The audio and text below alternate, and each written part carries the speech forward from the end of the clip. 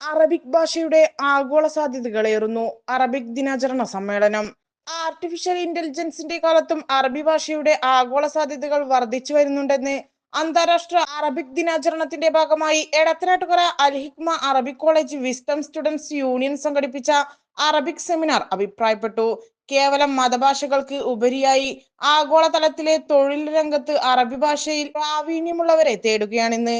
സാമൂഹിക, സാംസ്കാരിക, സാമ്പത്തിക വളർച്ചയ്ക്ക് സാധ്യമാകുന്ന അറബി ഭാഷയെ നിരാകരിച്ചുകൊണ്ടുള്ള കരിക്കുലം കൊണ്ട് ലോക വാണിജ്യ രംഗത്ത് നിന്നും പുറന്തള്ളപ്പെടും. അറബി നാഗരികത സൃഷ്ടിച്ച പരിഷ്കരണം ലോകത്തെവിടെയും വിസ്മയമായി നിലകൊള്ളുന്നുണ്ട്.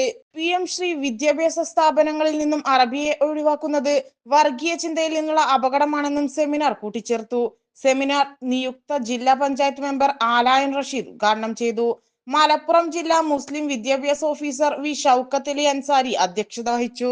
പ്രശസ്ത അറബിക് കവി professor doctor M Abdulla Sulami മുഖ്യാതിഥിയായി. College director O Muhammad Anwar, administrator Rishad Al Hikmi, vice principal Muhammad Shafeeq Al Hikmi, Wisdom ജില്ലാ vice president Abdul Hameed Iringalthodi, Wisdom Youth ജില്ലാ secretary K Unneen Bappu, Manshookh Al Hazhari, M Abdul Salam master, CK Abdul Jaleel Al Hikmi, Abdulla Waseem Kavanoor, Hasanul Banna മോങ്ങം, M Muhsin, Rabeeh Kannur എന്നിവർ പ്രസംഗിച്ചു. അതിനോട് പഞ്ചായത്ത് സെക്രട്ടറി ചോദിച്ചു, അത്രയും സൗകര്യ സ്ഥാപനം നമുക്ക് കിട്ടും. അതുകൊണ്ട് ഞങ്ങളുടെ സ്ഥാപനമാണ്, അങ്ങനെ വളരെ ബന്ധമുണ്ട്, അതുകൊണ്ട് ഞങ്ങളുടെ സ്ഥാപനമാണ്, നമുക്ക് പോകാം എന്ന് പറഞ്ഞു.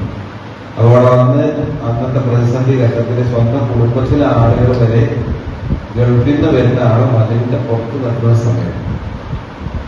അതുപോലെ തന്നെ ഇങ്ങനെ കോവിഡിന്റെ ഒരു മാസത്തുണ്ട് എന്ന് പറഞ്ഞിട്ടുണ്ടെങ്കിൽ അന്ന് നമുക്കറിയാലോ, അടച്ചിട്ട മുറിയിൽ കഴിയുന്ന സമയം കുടുംബങ്ങൾ വരെ ഒരു പ്രയാസത്തോടെ ഭീതിയോടെ കാണുന്ന സമയത്ത് എല്ലാ സൗകര്യങ്ങളുള്ള സ്ഥാപനം അന്ന് ഗ്രാമപഞ്ചായത്തിന് അനുവദിച്ച്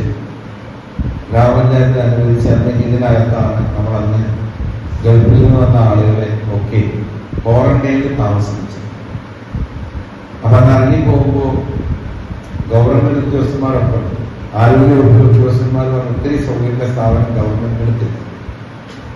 ഞാൻ അവരോട് പറഞ്ഞു, കേരളത്തിന്റെ പ്രത്യേകിച്ച് മലബാറിൽ ഈ വിദ്യാഭ്യാസ പുരോഗതിയും ഒക്കെ കൈവരിച്ചത് ഗവൺമെന്റിന്റെ മാത്രം സംവിധാനം കൊണ്ടല്ല, മുജാഹിദ് സംഘടനകളുടെ കൃത്യമായ മതരംഗത്തും ഭൗതിക രംഗത്തുമുള്ള ഇടപെടലിന്റെ ഭാഗമായിട്ടാണ് ഇങ്ങനെ വിദ്യാഭ്യാസ രംഗത്ത് ഇത്രയും സ്ഥാപനങ്ങൾ ഉണ്ടാക്കാൻ നമുക്ക് സാധിച്ചതില്ല.